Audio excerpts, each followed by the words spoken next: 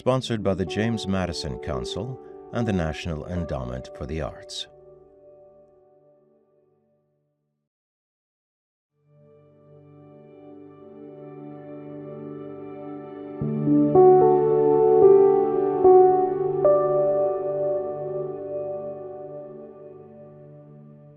Hello and welcome to the 2021 National Book Festival. I'm Ron Charles from the Washington Post. It's my pleasure to be here today with Yaa Gyasi. She's the author of two celebrated novels, Homegoing and her most recent novel, Transcendent Kingdom. Thank you so much for being with us today. It is a real pleasure to meet you. Oh, thank you. The pleasure is all mine. I'm so happy to be here. The theme of the National Book Festival this year, as you probably know, is Open a Book, Open the World. So I want to ask you, how have books opened the world for you? Oh, it would take me forever to fully articulate the answer to that question. I was an incredibly shy child who felt as though her world was very closed. And it was literature that opened up so many pathways, so many possibilities for me. Reading books, not just from Southern writers, from Black writers, but writers all over the world. It's been the thing that has made me feel like I have a kind of separate passport. And I could not thank literature and the writers who have made me feel that way enough. That's great. Was there somebody who helped you, who put the books in front of you? How did you discover them? Well, first of all, librarians. I have to thank the many, many librarians in my life who treated me, even as a young child, as though my dream of being a writer was very serious and achievable. Shout out to Miss Rutledge from Mountain Gap Middle School. Secondly, I would say my English teacher from high school, Janice Vaughn, who always seemed to know what book I needed. And then thirdly, certainly not lastly, my parents. My father is a professor of French language and Francophone African literature. So he was the first person to take me to a library to get a library card, knowing, I think, that it would do this to me. That's great. That's such a special moment in a person's life, particularly a writer's life. Yes. Like so many readers, I fell in love with Homegoing when it came out in 2016, and then it won the National Book Critics Circle Award for Best First Novel, and the Penn Hemingway Award, and the American Book Award. I mean, everybody just fell in love with this book. And Homegoing is out in paperback now, and I know it continues to find readers and book clubs who love it. For anyone who hasn't read it yet, it's a collection of stories about two half-sisters in Ghana in the mid-1700s and then their descendants over the next 400 years. And for me, and often this is entirely self-centered response to a great debut novel, where I think, how did this happen? I mean, where did this person come from? How did they write this out of nowhere? But of course, it didn't come from nowhere at all. And so, could you just talk about how you came to write that incredible book? Sure. It definitely didn't come from nowhere. I think, all writers will talk about how you work your entire life toward a debut. It feels like you're collecting all of the stuff that goes into that first novel from childhood, from birth. In my case, I was born in Ghana. And then I wound up living in Huntsville, Alabama, from age 9 on.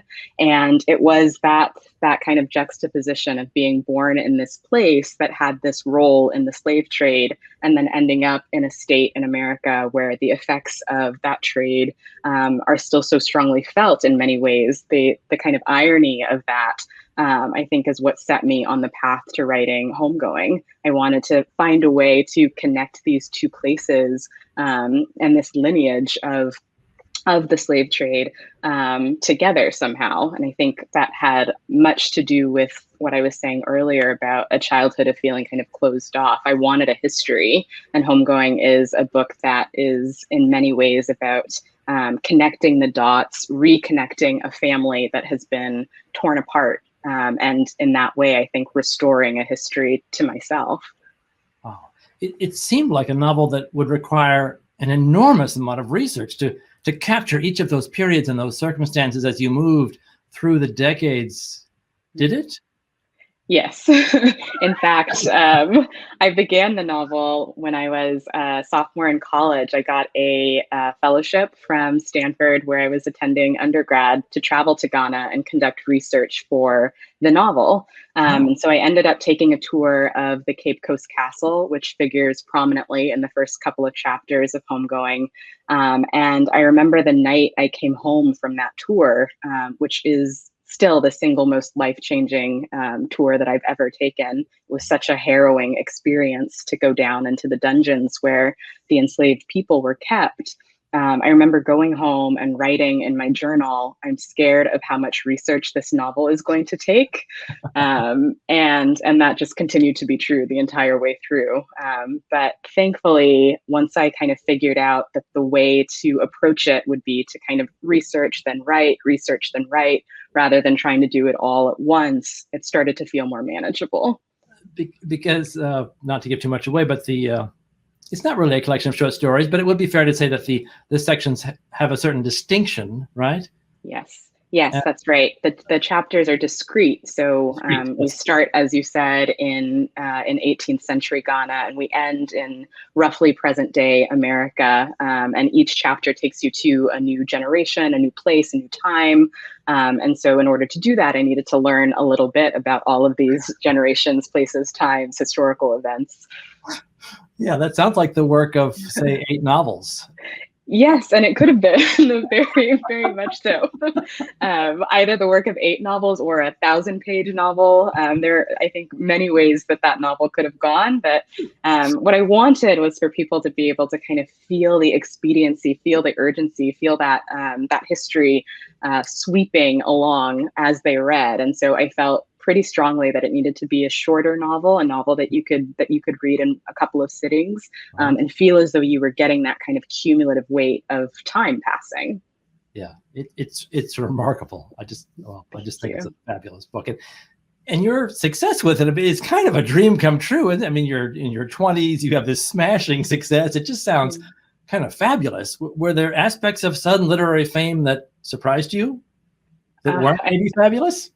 I feel like it all surprised me. When you think about what a career as a writer will look like, at least for me, I was thinking about, the sitting at your desk typing or writing in a notebook. Like I wasn't really thinking about the auditoriums full of people staring at you as you say things about how you came up with the idea that you had. Like that kind of public facing part of this career was a jolt, to say the least, but one that I'm really thankful for, and has certainly, I think, made me kind of a sharper writer in some ways, to have to experience and think about how to articulate my ideas and where they come from to an audience. That's great. It's Yeah. such a different skill set, isn't it? I mean, the things we Yeah. demand of authors now, they spend almost all their time alone writing, and then when they're done, suddenly they have to leave this very public life, or at least before the pandemic. Yeah. Yeah. Before the pandemic, exactly. Now, let's turn to your new novel, Transcendent Kingdom, which I also think is spectacular. I read a lot of books by authors I love, that I go back to again and again, and it's no criticism at all to say that, I start to recognize and even expect certain things from them.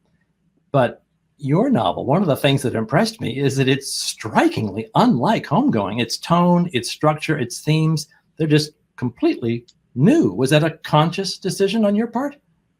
It didn't really feel like a conscious decision at the time. I think in hindsight, I'm sure there was something about changing register that allowed me the kind of freedom to write again, especially after, as you said, such an incredible success with my first novel. But when I started Transcendent Kingdom, I was mostly just interested in getting in the head of this one character and seeing where it took me. I didn't have a plan, really. I didn't know what the structure was going to look like, what the voice was really. I was just kind of feeling my way through the novel. And as it started to emerge, I noticed that it was quite different from Homegoing, but in a way that felt, again, like really freeing. The experience of writing that first draft was so pleasurable for me. And I know it's when you read the novel, it's very sad in parts, but writing it was so was just such an amazing experience for me that I think partly that kind of relief from getting to set aside homegoing and think about new things provided me that experience. Great, great. It's a novel of, I've got my galley here with my notes in it. It's a novel of profound scientific and spiritual reflection. The narrator is this brilliant neuroscientist at Stanford, and she's wholly devoted to her job that involves studying the brains of mice in hopes of understanding addiction and depression. That's such a fascinating subject, but it sounds really specialized. Yeah. I'm thinking of people like, well, not that many people but like Richard Powers, people who sink into these scientific issues when they write their books the way you did. How did you research neurology? Well, I love Richard Powers, and I love the work that he does, as you said, kind of taking something very kind of specific, rarefied, and researching his way through it and making fiction out of it. Like, I find that so impressive. This book started because I have a dear friend. Her name is Tina Kim, who was, at the time that I began the novel, finishing up a PhD in neuroscience. And I've known her since childhood. We grew up together in Huntsville, and she was finishing this PhD at Stanford at a time when I was living in the Bay Area. So I got to see her a lot. And she always explained her work to me as being about addiction and depression. So I thought I had a basic understanding of it until I asked to read one of her papers that was set to be published. And I sat down to read this paper, and I couldn't understand a word of it, not a single word. And for somebody who makes a life out of reading and writing, it's very strange to be reading something and not comprehend it. Yeah. And so I just asked her if I could go shadow her in her lab, mostly at that point, just out of curiosity. I didn't think I was going to write about it. But the day that I went, she was performing a surgery on her mice that I detail in the early pages of Transcendent Kingdom. And I was just kind of hooked. It was so interesting, so different from anything that I spent my time thinking about. I loved watching her kind of come to life as she talked about it and about the implications that this work on the mice would have on humans if we got to that point. And it felt even then like there was something happening there that could kind of map on to things that I spend my time thinking about in my own writing. And so that was the seed for me. Wow. And did she read your draft? She did, yes. I don't think I could have finished this novel without her very, very generous help. She not only read drafts of the novel, but she answered all of my, I'm sure to her, incredibly simple questions about what a day in the lab might look like. She provided me with articles and essays that might be helpful to me. She was, in many ways, it felt like kind of a collaboration, and the book is dedicated to her for that reason. That's great to hear. And it's such an act of magic to give the impression of scientific knowledge and let the reader feel that they're getting that too in the context of a novel, right? I mean, talk about the way you do that without it becoming all kind of bogged down and technical and reading like a scientific journal. Because it must sustain a kind of drama. Absolutely, yeah. I mean, that's one of the pleasures of fiction. It's one of the reasons that we read. We want that kind of propulsive energy in a book, and we don't want to feel necessarily like we're learning, even though we often are learning. Right. When I think about my own education, like I always thought that I didn't really like science. And in hindsight, now that I've been spending so much time, not just writing Transcendent Kingdom, but reading what I think of as like science-y creative nonfiction, books like The Sixth Extinction by Elizabeth Kolbert, or memoirs like When Breath Becomes Air by Paul Kalanithi, like these books that I really love and that taught me quite a bit about scientific ideas. I realized that perhaps if the science of my youth had been presented to me in a different way, I would have seen the ways that that it interested me, that it could have sparked something in me. And so Transcendent Kingdom was an opportunity to bring hard science into a kind of container that made sense to me and how I see the world. It's brilliantly done, and it gave me insights into the science in a way that was accessible to me, even though I have no background in that at all, and that suggested all the profound issues, beyond the technical stuff in the lab. And I don't want to give too much away, but we soon learned that this young woman, that her concerns and her research stem from particular tragedies in her own life and that are going on. And I've read so much about this in our own paper about addiction and about the opioid crisis, and the way you work that national crisis into the book is so deftly handled. You make it very personal and very visceral. Mm. Was it for you? Is it for you? How did you reach that depth of feeling what the whole nation has been going through over the last few years? Well, thank you, Ron. I really appreciate that. That's one of the things that I wanted to achieve with this book. Like you and like so many other Americans, I had been reading about the opioid epidemic for years, and I felt like the reporting around it was really excellent. These pieces that were willing to kind of investigate the role of pharmaceutical companies in creating this problem, pieces that looked at the science behind addiction, pieces that looked at the families that were surrounding the person who was himself suffering from opioid use disorder. And I found these to be really incredibly moving. I watched this one documentary, and I'm forgetting the title, but it was following 3 different people who were kind of training to be first responders on the scenes of overdose crises. Wow. And it was incredibly, again, deeply moving and humanizing in a way that I feel like a lot of addiction discussion in the past has not been, particularly around the crack epidemic of the 80s and heroin epidemic of the 60s. And what I note about those 2 previous epidemics is that they largely affected Black people in cities, as opposed to this current crisis, which is largely affecting white people in rural and suburban areas. And so what I wanted to do with this book was to kind of approach that topic with the same kind of sensitivity, nuance, curiosity, investigatory spirit, but to do so in a way that placed Black people at the center, and to recognize that we deserve all that same kind of compassionate reportage. Right. It certainly does, and it deals with questions that transcend the science, like what is desire, what is restraint, who is it that decides? What is it that chooses within us? Getting at a philosophical question like that in a novel, in a way that's personal and visceral, is really hard to do, and you do it really, really beautifully. Thank you. I just found it incredibly moving. I want to talk about the mother in the book, and then I want to circle back to the brother and the issues that you just raised. You pronounce her name Gifty? Gifty? Yes, Gifty.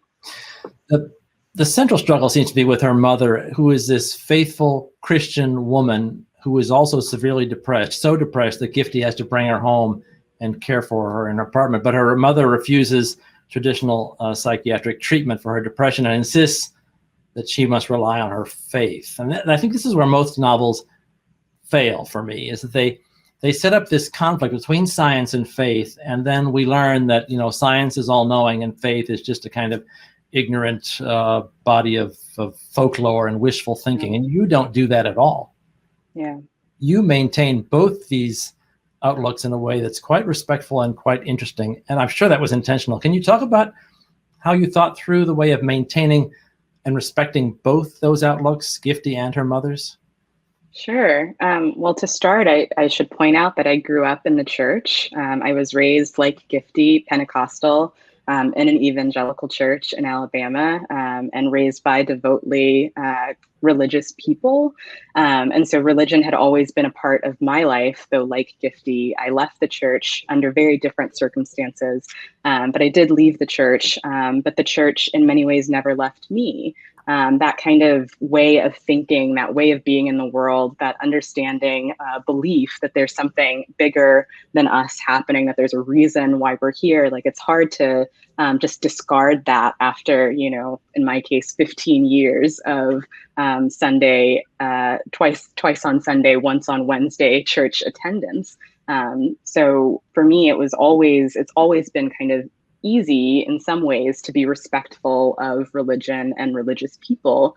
I think for this character, for Gifty, again, she's a character who is deeply devout as a child, who's incredibly curious. And I think that curiosity is fed, in fact, by her religion. She wants to know these big questions about why we're here, what it means to be alive, what God can do for us.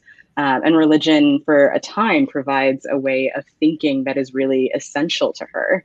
When she breaks away from the church in her later years, it's because of this trauma. I won't give anything away, but it's because of a kind of stark, acute trauma that leaves her unable to reconcile what has happened with the God that she was raised to believe in, a loving God, an all-knowing God, a caring God.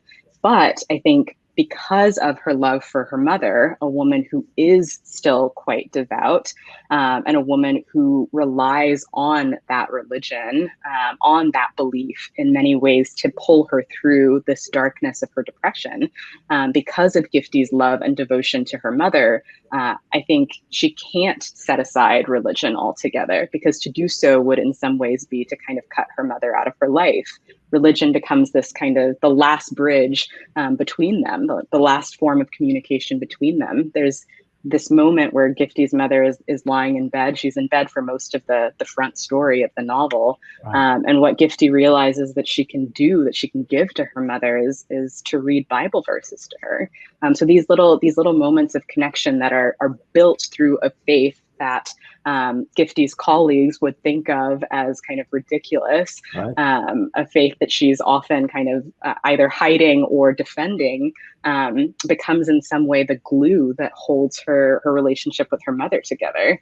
And she starts to see them as being, as she puts it, these kind of two ways of seeing, these two lenses. They don't have to be diametrically opposed. She's needed one at one point in her life, and now she needs science at this other point in her life. But both things have provided her with a way of thinking, a way of seeing, that have been extremely valuable to her. Right. That's beautifully put. And of course, science can't answer the biggest questions, like why are we here? That's not a scientific question. Yeah, exactly. Though we may want it to be, though that might be what we think we're approaching when we do these things like science, like religion, like math, like anything, and philosophy. So many of these things, I think, are attempts at getting at that question: why are we here? How do you make sense out of a life and a world in which senseless things happen? I think these are the things that consume Gifty. But in order to get to that larger question, she has to ask these smaller questions first. And that's where her research comes in. Right. Yeah, I love the way she starts to mash the two together sometimes. There's a point where she asks, what is the neurology of sin? Mm. There's no answer to that question. Asking the question is the interesting part of that. Yeah. There's some very painful exploration of racism in the church in this book. Really searching and really unsettling. I mean, the way Gifty has to confront the racism in her own church, in her mother's church, in the church that her mother depends on so deeply, that is really tough, because neither Gifty nor her mother reject the church, even though they do recognize the racism that is, infested in that body. Yeah.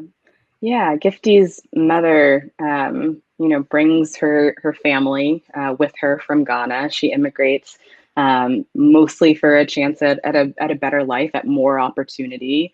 And in her thinking, religion is religion, God is God. It doesn't really matter where I go to church. Right. It isn't until she ends up at this predominantly white church in Alabama that she recognizes that churches here are incredibly segregated. This is true in the novel. It's true in America today. Churches are incredibly segregated. And because of her kind of bullishness and stubbornness and in many ways kind of narrow-mindedness, I don't think she sees as quickly as her children do the way that will kind of wear away at their quality of life. Gifty and her brother Nana have a really hard time at that church and deal daily with what we now call microaggressions. Though when I was a child, this wasn't named. The kind of daily wiping away at your dignity, at your humanity, to experience that at a place that is meant to affirm your dignity, your humanity, your belovedness in the eyes of God, I think is, as Gifty called it, a spiritual wound that takes her years to find and address. And so for her, the racism of her church, again, becomes kind of irreconcilable with what she knows to be true or thinks to be true about the God that she's learning about. How can both be happening simultaneously in this house of worship? So it's a difficult place for Gifty. And I think, you have to wonder when you're reading the book what Gifty's life might have been like if her mother had walked into a different church just down the road, if she had stepped into the all-Black church. Would Gifty and Nana have experienced their religion in that same way? Right. Well, that is my next question. I mean, it would have been easy for them both to just get angry, turn against the church, and just, that's it. It's just over. They're done with it. But neither of them do that, which makes it so much more interesting in life and in a novel. But why doesn't she go to an all-Black church? There are all-Black churches available to her. Why doesn't she avail herself to that? There are specifically in Huntsville, but Huntsville itself is a segregated town. North Huntsville is predominantly Black. South Huntsville is predominantly white. I think in the mother's mind, this is a convenient place. I'm already not home. I'm already in this land that is not full of my people. What does it matter where I go?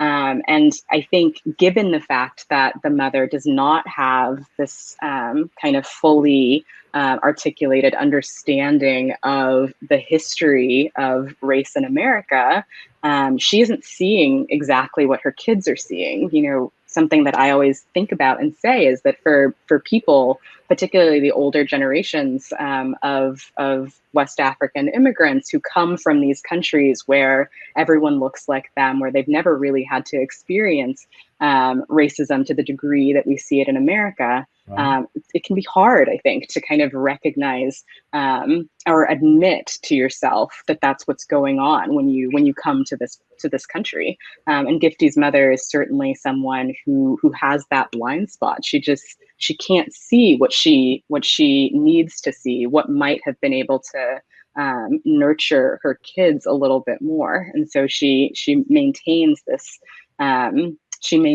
steadfastness about where she wants to go simply out of convenience, and maybe something else. Gifty doesn't know her mother deeply well, and we never get to see a completely full picture of her mother and why she makes some of the decisions that she makes. So maybe there's something else at play there. But to my mind, it's really just a lack of history, a lack of understanding. It's the children, it's Nana and Gifty who have to teach her. And of course, by the time they realize that, they're older. Gifty's older. Right. That's such a startling, to me, point you raise about coming to America, full of optimism, I suppose. It's just America, and then having to learn, but also in your mind, kind of denying the whole time that it's not what you expected, that there is this whole new structure of racism that you can't really believe at first. Yeah, definitely. I mean, I think, not to say that that anti-Blackness doesn't exist in other ways in various African countries, but there's the kind of specificity in the history of the ways that it comes about in the States that I think if you don't go through our educational system learning about the history of the slave trade, you might not be fully aware of when you get here. And so I do find, again, particularly among some of the older generations, that there's this disconnect where you find yourself having to explain things to your parents, to your grandparents, that feel evident, but you recognize that they feel evident because you grew up here.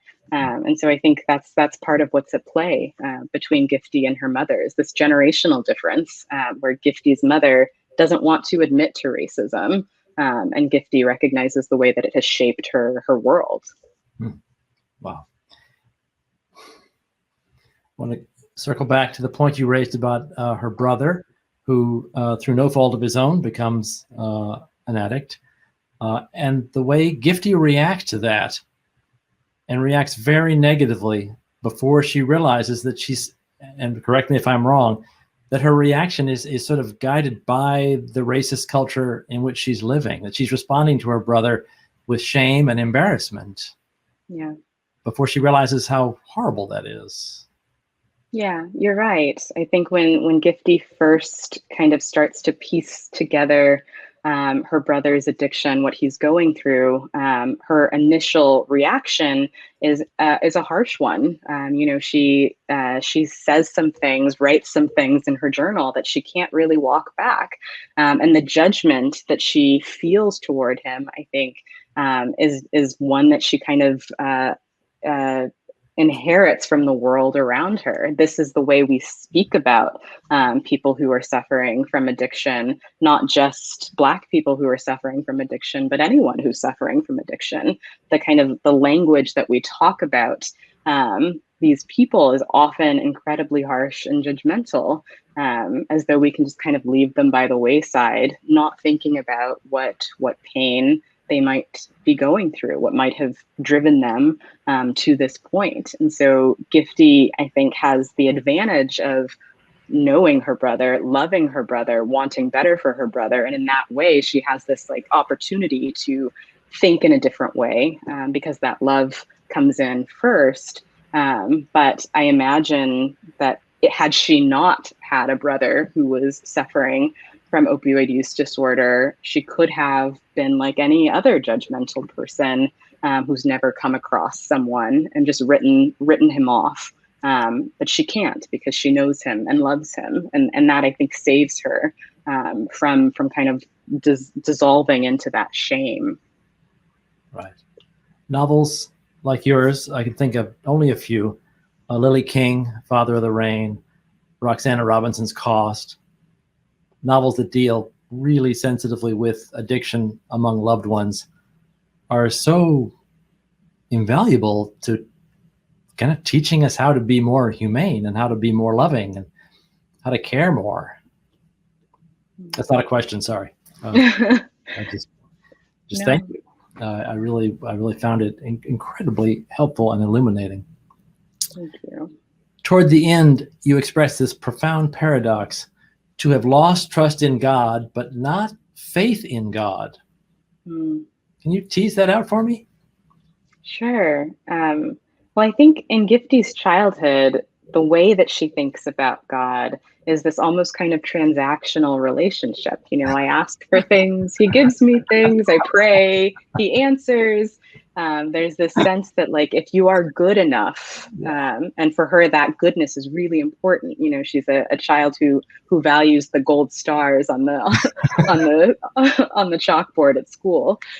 So this idea that if you're good enough, God will respond to that goodness, and therefore it's you that has to do the work. God's just there. He'll meet you where you are, but you have to be the one to ask for the thing, to do the thing, to try to be better.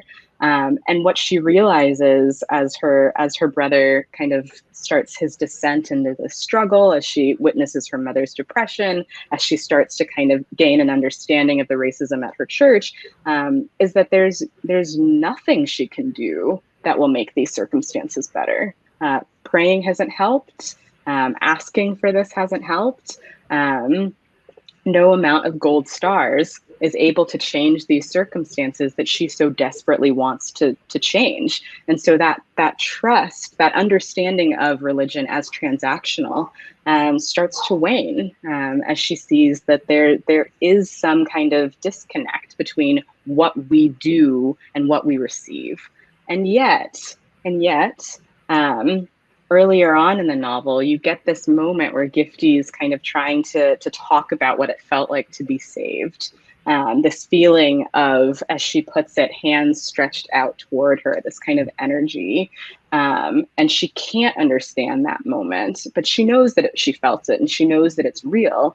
And that, I think, is the struggle for her. On the one hand, what she thought she knew to be true, that you could be good and get something out of it, is no longer true. And yet, on the other hand, there's this deep, deep kind of emotional wellspring, this feeling of comfort, primarily comfort, that she longs for and that she received at the hands of this being that she can't explain. And so how can she reconcile those two things? I don't know that she is fully able to, but I think of her as someone who is unwilling to kind of throw away the whole thing just because of this one feeling that she had. And so the belief is still there somewhere, lurking, even if she's embarrassed about it, even if she, doesn't know how to talk about it, even if it has cost her some relationships, it's still there under the surface. It just can't ever go back to that place of trust, of thinking that if I do enough, my circumstances will change, because she knows that that's no longer true, that was never true. That just spoke directly to me, I have to tell you. Do you miss it? I do, actually, which is like like Gifty. It's a hard thing for me to explain or talk about, but there are these moments where the thing that I miss the most is that feeling of comfort, of kind of being enveloped by something. You don't experience that in any other. I don't experience that in any other part of my life, in any other place, except for the church that I was raised in. And where does that go? What do you do with that? I don't know. Writing helps. Yeah. No, I feel the same way. I talk to atheists, and I am both amazed and a little envious. Same, to have that kind of certainty. Yeah, like, what? How amazing would that be? Well, it has been such a pleasure. I've wanted to talk to you since I first read Homegoing, years ago, and this has just been wonderful. Thank you so much. I really appreciate it. Thank you. This was a delight. We hope you've enjoyed this conversation, and now we'd like you to hear more from the library's own experts on this topic. Welcome to the Library of Congress. I'm Dr. Lanisa Kitchener, and I have the privilege and the joy of serving as Chief of the African and Middle Eastern Division of the Library of Congress.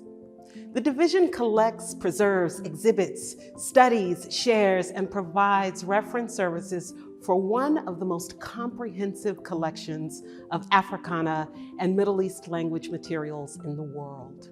There's so many wonderful items in our Africana collections that immediately connect with Yaa Gyasi's award-winning second book, Transcendent Kingdom. For example, throughout the book, Gyasi references the rich tradition of Ghanaian cuisine and its critical connection to African heritage and cultural identity.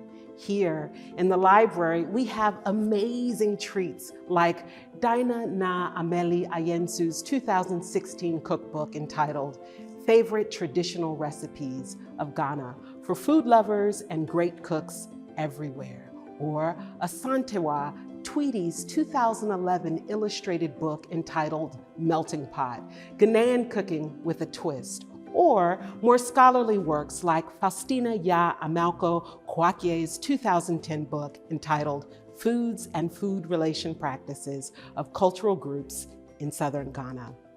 These books will not only give you a taste of the history and contemporary significance of Ghanaian culinary art, from cassava to cocoyam to chicken peanut butter stew, but they will also explain how these rich traditions capture and reflect the indigenous Ghanaian identity. Ayensu, Tweedy, and Amalko Kwakye's books are part of the library's International Cookbook and Food Scholarship collections, which are fully available to you through the African and Middle Eastern Division Reading Room here at the library. Gyasi also weaves intertextual references into Transcendent Kingdom. In The Rising Action, she cites Changes, a 1991 novel written by esteemed author, poet, playwright, academic Ama Ata Aidoo, who is also widely celebrated as the mother of African literature. Later in the text, Gyasi commends Ben Okri's short story collection, Stars of the New Curfew, for its cunning use of allegory. If you're interested in how Gyasi draws upon and advances the literary arts of Africa, then have a look at our Conversations with African Poets and Writers series, which was established in 2008 in commemoration of the 50th anniversary of the publication of Chinua Achebe's groundbreaking novel, Things Fall Apart.